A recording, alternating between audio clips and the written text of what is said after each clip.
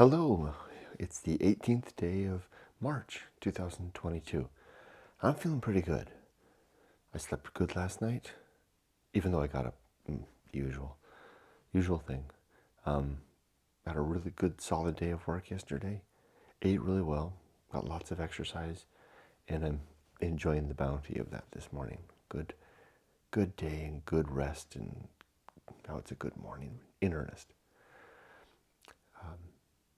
The only thing regarding the good life that I had to do yesterday was to exercise a lot of the bullseye aim, as one of my meetings went south with one of those human circumstances that happen. Um, Apologies were issued, and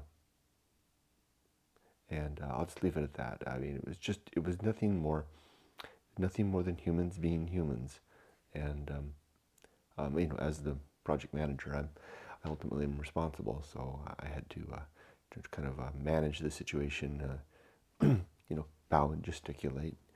And my apologies on behalf of the team. It's not a big deal. It's in the big scheme of things, in very even in the small scheme of things, it's not a big deal. More funny than anything else. It's the kind of thing you'll look back on in the future and add as an interesting anecdote to tell at a bar with friends.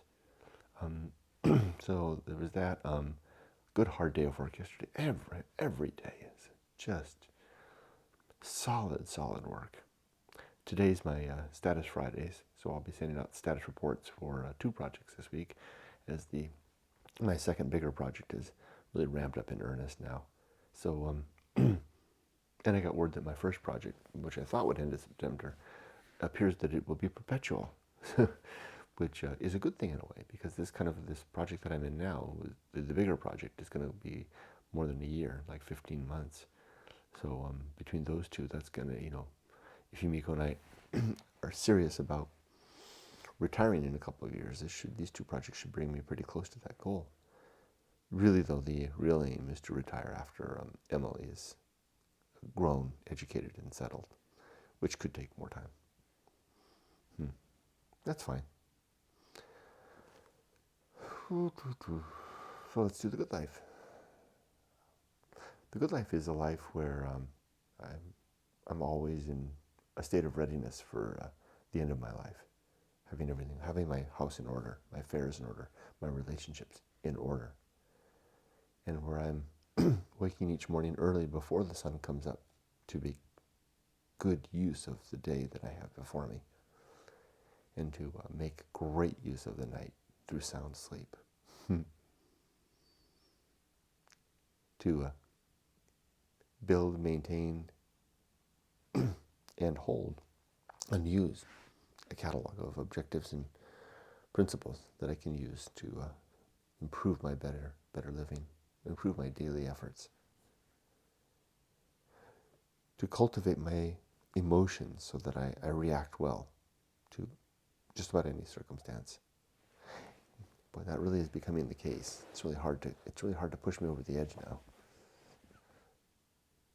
And to do good things throughout the day, recognizing my true limits and the true opportunities that I have before me, and then to do everything slowly and deliberately, to never multitask.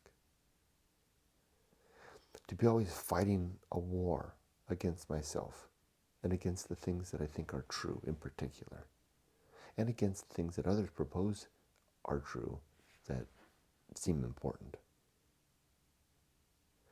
And to use reason and honesty and objectivity and doubt as my tools in that aforementioned war. And to remember that I have no soul, that all I get is a consciousness that will be here and gone in very short order. And to remember that consciousness is ultimately quite alone within my skull, that as close as I can get to others, I never really truly touch anyone. And that whatever I maintain to be right or wrong, good and evil, are just opinions. Maybe objective to the extent that they may have measurable consequence and influence in the world. But ultimately they boil down to a subjective preference for what constitutes good and evil. And to have some purpose in my life, which is to be a good husband and father, citizen, and a conveyor of my efforts at developing and writing down the good life, as it is described in my book, Going Alone. To keep in mind that everything is elemental, that everything that is alive and dead consists of atoms, that there appears to be no supernatural element to any of us, that this consciousness will evaporate away the moment that I'm dead, the moment that the blood pressure drops to such a level that my consciousness winks out. And that everything has some nature that can provide us some ability to predict behavior and to then align our expectations accordingly and to prepare our reactions. That I have no soul. That's just wishful thinking. I think this is the second time I've said this in this particular good life meditation, but it's an important point. Because when we think we have a soul, we think that there's more and that we can put things off or maybe have a second chance. I don't think that either of those things are wise ways to approach life. And that maturity comes of a critical evaluation of our past successes and failures, and then the strength to improve upon the former and avoid the latter. And that I need others. I'm a social animal. So do you. That we can go alone. There's more value in coming home and maybe staying at home.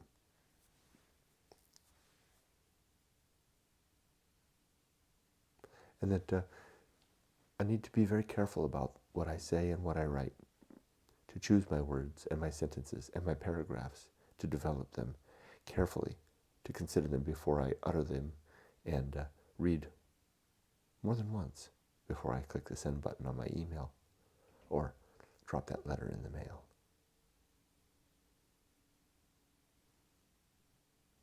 And that it's a good thing to be a temperate human being, to control my consumption, to control my living, how much of it I use and burn, to burn less, but to cherish what little light I have and can produce. And to remember that life is chock full of terror, horror, despair, anguish, pain, and to be prepared for my fair share, or fair is probably not the right word, my share,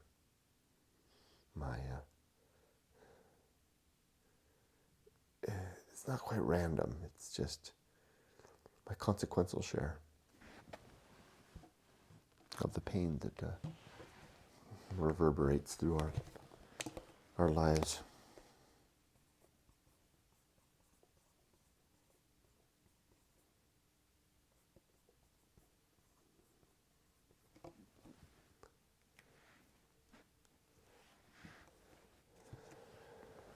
And to be good at not getting too upset in public or with my people, but to hold in the pain that I have, the upset, to release it, if at all, to release it in deliberate and measured ways. Much better to stifle my cries than to inflict that pain on others. It doesn't mean that I'm pushing it in, but I am. But I'm finding other ways to deal with it. Dealing with it, such as recognizing what is something that I really need to deal with. What are the realities of life, and not taking upon myself more than I should by virtue of my control over the world, my limited control over the world, there be the place where apathy comes in. Kind of mixed that up there, didn't I? Curious how apathy reared its head right there. That's interesting. I keep threatening to move apathy around because it really doesn't belong with temperance.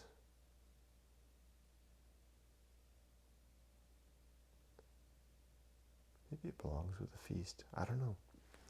I have to think about it some more. I swear I will. I've been saying that for weeks.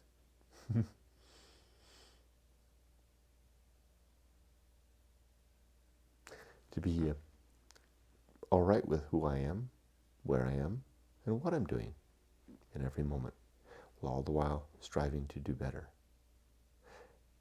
And to not distract myself with life so that I don't have to see the apparent emptiness of the universe beyond the pale of our living. And to be on the path of wildness whenever I want a change. And to pursue the commonplace objectives of life, of education and family and home and security, while all the while also ready to pursue the deeper challenge of finding myself, so to speak, and doing something of that. And to not sin by virtue of being untrue or dwelling in hope. Although I've got to change hope a little bit. I think I'm going to pull hope out of this. I ran into a passage yesterday of Dr. Johnson, Boswell's book, talking about how hope is a form of happiness. I had not thought of it that way.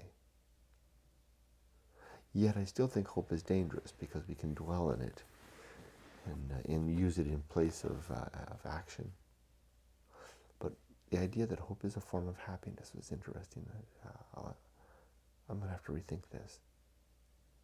Back to the sins.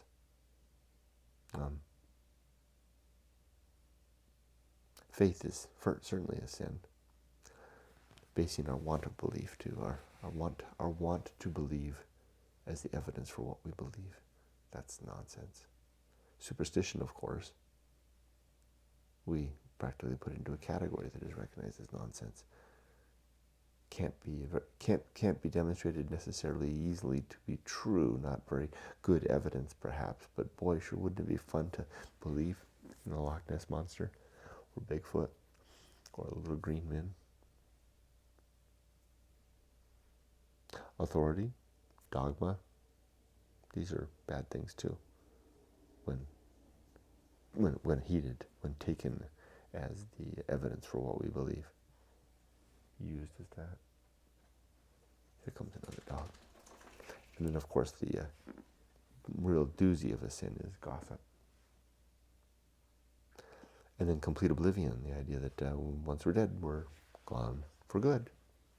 No second chances, no resurrection, no rebirth. Just, it's not even quiet. It's just an emptiness for the rest of eternity. The same emptiness that we did not know before life was here. But we can kind of put them together in our heads. Curious thing that. Just imagine that that's coming for all of us. No heaven, no hell. No eternity, no rebirth. And then to have one or more big adventures in life. And then to maybe write some words down about it when those words come, if they come at a later date, if they can come. And then to remember that as hard as I strive to do things right, I usually miss it in some way. Witness yesterday's meeting. And that life is an uphill struggle, a trudge. So be ready for weary muscles and sore limbs. If we don't have weary muscles and sore limbs, we're probably not climbing, which is a very, very dangerous thing to do. especially at my age. Stop climbing in your late 50s, and you might as well, snug yourself down into the grave. In my humble opinion, in terms of the quality of life, because just being alive isn't living.